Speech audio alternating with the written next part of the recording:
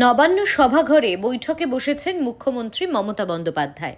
রয়েছেন রাজ্যের মন্ত্রীরা, আছেন বিভিন্ন দফতরের বিশেষ সচিব, সচিব পর্যায়ের আধিকারিকরা। ভার্চুয়ালি উপস্থিত রয়েছেন জেলা শাসক, পুলিশ সুপার ও পুলিশ কমিশনারও। এদিন মমতা জানান, শুক্রবার রবিবার সম্ভবত ওদের কাজ ছিল বা কিছু একটা, যেটুকু থাকে ক্রিয়াকর্ম বা কিছু একটা, আমি ইচ্ছা করে সেদিন ডিস্টার্ব করিনি পরিবারকে।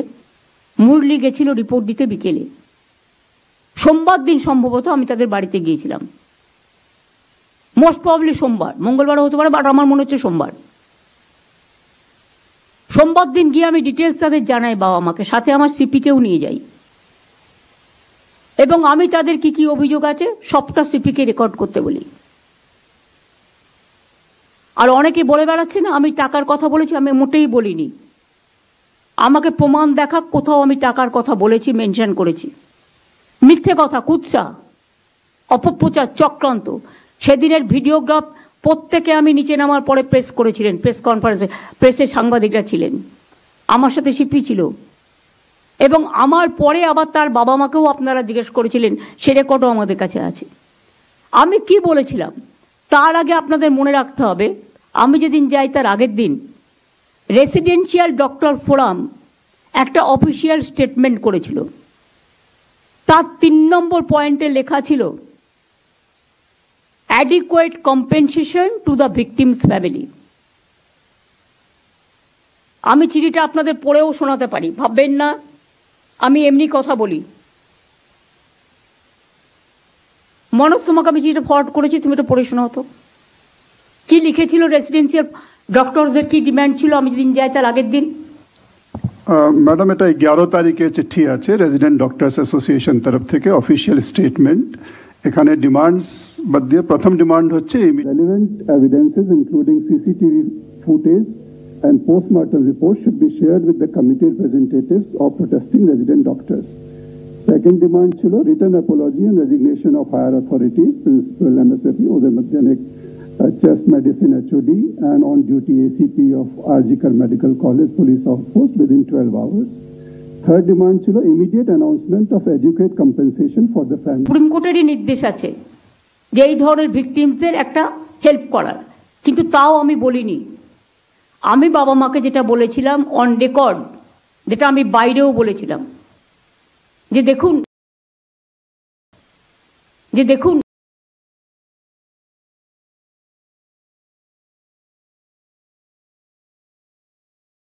আপনার মেয়ের স্মারক মানে মেমারির জন্য কোনো ভালো কাজ করবেন, আমাকে বলবেন, আমাদের গভর্নমেন্ট আপনার পাশে আছে, নাথিং এলস।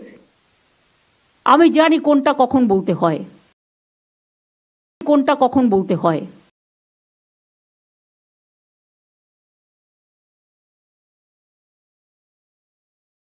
সরি, তারা কি চায়, বিচার চায় না বিচারের নামে কেসটাকে ঝুলিয়ে দিতে চায়, কি চায়? আমাদের পুলিশ তো 1 বছরের মধ্যে মাটি গাড়ায়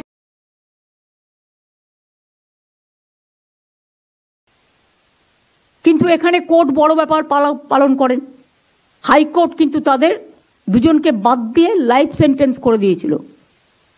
এখন আবার লাইফ সেন্টেন্স হলে আবার কোর্ট থেকেই রেকমেন্ডেশন আসে তাদের ছেড়ে দেওয়ার জন্য। আজকে আমার কাছে একটি কেস এসেছিল, আমি বলছি এখন আমি করতে পারবো না। তার কারণ হচ্ছে আমরা অলরেডি পাস করেছি যে এই ধরনের কেস আমি করতে পারবো না। আমরাও বন্দি মুক্তি চাই, আমরা 700-1,500-এর ওপর লোককে মুক্তি দিয়েছি, কিন্তু there is a limit for case to case basis. কখনো আপনি বলবেন করা যাবে না, কখনো বলবেন করা যাবে, কোনটা মানব? আজকে পুলিশের পারমিশন নেওয়া হচ্ছে না, দুর্ভাগ্যবশত কেউ ওপরতলা থেকে পারমিশন করে দিচ্ছে, বিচারের বাণী নীরবে নিভৃতে কাঁদছে। কেন? পুলিশ দেখবে না ল অ্যান্ড অর্ডার প্রবলেম হতে পারে। ভাগ্যিস কদিন পুলিশ সামলেছে, শান্তিপূর্ণ, মার খেয়েছে, নিজেদের রক্ত দিয়েছে, কিন্তু তবুও কারো রক্ত নেয়নি। আমি এটা ওদের অ্যাপ্রিসিয়েট করি।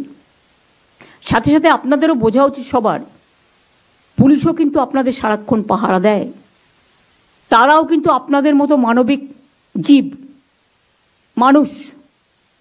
তারাও কিন্তু মানবিক মানুষ, তাদেরও সংসার আছে, তাদের পরিবার আছে।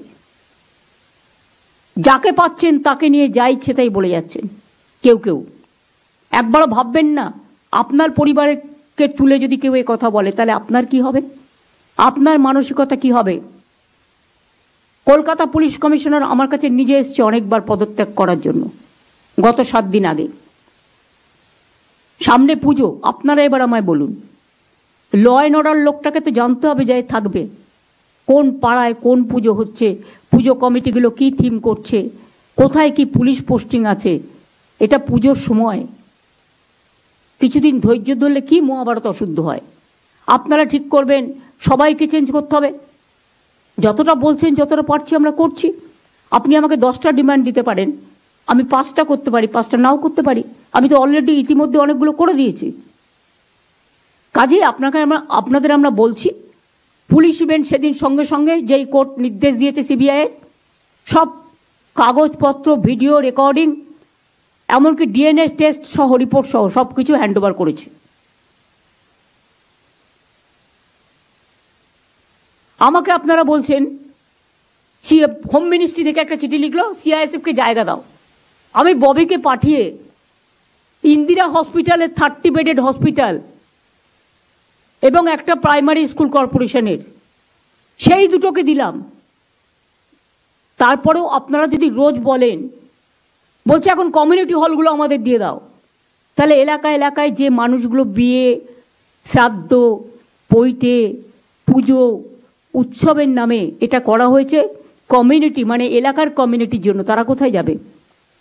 নিশ্চয়ই জায়গা খুঁজে দিন। আরজি করের পাশে আরও যদি জায়গা চায়, আরজি করের পাশে যে জায়গাটা পড়ে আছে, আমি সিএসকে বলবো ডেকোরেটর ডেকে আনুন। আজকাল সব কিছু হয়ে যায় খুব তাড়াতাড়ি, করে দিন। তক্তা পেতে দিন, খাট পেতে দিন, বাথরুম ওয়াশরুমগুলো করে দিন।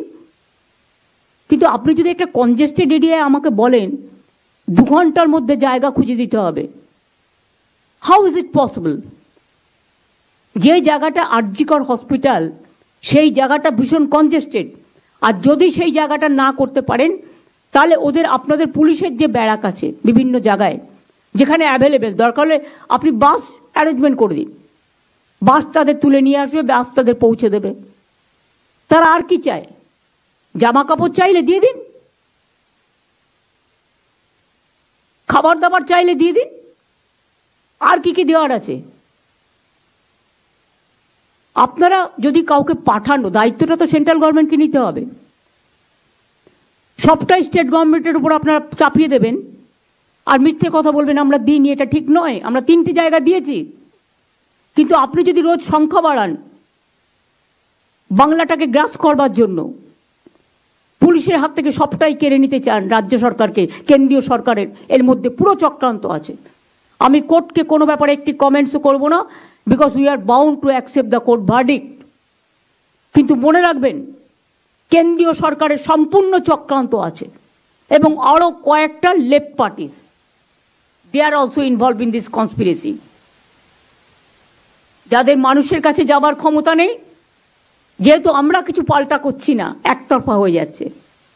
রাতের বেলায় পুজোর সময় পুলিশ রাত জেগে পাহাড় দেয়, কোনো দুর্ঘটনা ঘটলে পাহাড় দেয়, দাঙ্গা হলে পাহাড় দেয়, দুর্যোগ হলে পাহাড় দেয়। কিন্তু প্রতিদিন রাতে আপনারা যদি রাস্তায় থেকে, অনেক মানুষ তো ডিস্টার্ব হয়, অনেক এলাকায় অনেক বয়স্ক মানুষ আছে, মাইক লাগালে তাদের ঘুমের অসুবিধেও হয়, যার জন্য নিয়মও আছে পলিউশন কন্ট্রোল বোর্ডের, 10টার পর মাইক বাজানো যাবে না, বা এত স্পিডে মাইক বাজাবেন তার বেশি বাজানো যাবে না। তা সত্ত্বেও আমরা সব ছেড়ে দিয়েছি। 1 মাস তো হয়ে গেল, আজকে 9 তারিখ, 1 মাস 1 দিন, 31শে মাস গেছে। আমি অনুরোধ করব পুজোতে ফিরে আসুন, উৎসবে ফিরে আসুন, আর সিবিআইকে বলবো তাড়াতাড়ি বিচারের ব্যবস্থা করুন। এটা তো এখন আপনাদের হাতে, আমাদের হাতে নেই। এখন সাজা পুরো সিবিআইয়ের হাতে। আসল কেসটা করুন। আসল কেসটা হচ্ছে যে ভিকটিমস তার পরিবারকে বিচার দিন, যে নির্যাতিতা তার পরিবারকে বিচার দিন, এবং এই বিচার তো সিবিআই কোর্টে হবে, আমাদের কোর্টে তো নয়। সুতরাং আপনারা ফাস্ট ট্র্যাক কোর্টে বিচার করে তাড়াতাড়ি ব্যবস্থা নিন। বাংলার নামে বদনাম করা হচ্ছে সারা পৃথিবীতে। একটা হোয়াটসঅ্যাপ গ্রুপ জুটেছে, যারা এখান থেকে পড়াশোনা করে খেয়ে দিয়ে মানুষ হয়ে বাইরে গেছেন, তারা গিয়ে বাংলার বদনাম করছে একতরফা, ওয়ান সাইডেড কথা শুনে ওদের। তারা তো বোথ সাইড শুনতে পাচ্ছেন না, ইউনিল্যাটারালি ওয়ান সাইডেড। তাদের বোঝা উচিত বাংলাদেশের পরে আপনারা এই সুযোগটা নিচ্ছেন। তো বাংলাদেশ আলাদা রাষ্ট্র, আমরা তাদের ভালোবাসি, সম্মান করি, তাদের ভাষাকে সম্মান করি। ইন্ডিয়া আলাদা রাষ্ট্র। এই দুটো আপনারা কিন্তু মাথায় রাখতে ভুলে গেছেন। এখানে বাংলাদেশ হবে না, কারণ বাংলাদেশেই বাংলাদেশ হয়। বাংলাদেশটা আসল একটা অন্য রাষ্ট্র, তাদের আমরা সম্মান করি, ভালোবাসি। আমরা একই ভাষায় কথা বলি। আজকে বাংলা ভাষায় কথা বলে বলে উড়িষ্যা থেকে সব প্রবাসীদের আপনারা মেরে তাড়িয়ে দিচ্ছেন। সংখ্যালঘু হবার অপরাধে আপনারা উজ্জয়িনী থেকে শুরু করে মধ্যপ্রদেশ, রাজস্থান থেকে শুরু করে, হরিয়ানা থেকে শুরু করে, উত্তরপ্রদেশ থেকে শুরু করেন আমাদের 20,000 পরিযায়ী শ্রমিককে আপনারা রাজ্য থেকে তাড়িয়ে দিয়েছেন এবং 3 জনকে খুন করেছেন। আমাদের এখানেও কিন্তু 1.5 কোটি পরিযায়ী শ্রমিক কাজ করে অন্যান্য রাজ্যের। মনে রাখবেন, আমরা কিন্তু তাদের ডিস্টার্ব করি না, তার কারণ আমাদের সেখানে মানবিকতায় স্থান পায়। উড়িষ্যাতে সবচেয়ে বেশি, পুরীতে আমাদের লোকেরা যায়। উড়িষ্যায় ট্যুরিজম, বাংলার ট্যুরিজম উড়িষ্যাকে ডেভেলপ করে। জগন্নাথ, জয় জগন্নাথ করতে সবাই যায়। উড়িষ্যা থেকে আমার কাছে খবর এলো সব লোকেদের মেরেছে এবং চলে এসছে। কারণ আমাদের এখন একটা পরিযায়ী শ্রমিকদের একটা অ্যাপ আছে। আমি তারপরে নিজে চিফ মিনিস্টারকে বললাম, আপনার রাজ্যে কেন এটা হচ্ছে? আমাদের তো সবচেয়ে বেশি লোক উড়িষ্যায় যায়, বাংলায় কথা বললেই তাকে মারধর করা হচ্ছে। এটা কি? বিজেপি রাজ্যগুলোতে এগুলো হয়, জেনে রাখুন। তখন কোনো বিচার হয় না। আর বাংলায় একটা ঘটনা ঘটলেও সেটা দুর্ভাগ্যজনক, আমরা একটি লোকও তাকে সমর্থন করি না। চুপচাপ আছি, নীরবে বেদনা সহ্য করছি। পুলিশকে অ্যাকশন নিতে বারণ করেছি, কিন্তু দয়া করে পরিষেবাটা দিন। ইতিমধ্যে 7 লক্ষ লোক যারা, আমি নারায়ণকে একটা রিপোর্ট দিতে বলবো, হেলথ সেক্রেটারি, আমি দেওয়ার থেকে তার দেওয়া বেটার। ম্যাডাম, ইতিমধ্যে যে চলছে আমাদের আউটডোর পেশেন্টে প্রায় 7 লাখ পেশেন্ট পরিষেবা যাদের পাওয়ার কথা তারা পেতে পারেনি। ইনডোর অ্যাডমিশন আমাদের প্রায় 70,000 রোগীকে আমরা দিতে পারিনি। অনেক 7,000-এর বেশি সার্জারি, যেটা প্ল্যান্ড সার্জারি ছিল, সেগুলোকে ডিফার করতে হয়েছে। 1,500-এর বেশি মানুষকে, যেটা কার্ডিওলজিতে আমাদের ক্যাথ ল্যাবগুলোতে ট্রিটমেন্ট হয়, সেটা দিতে পারিনি।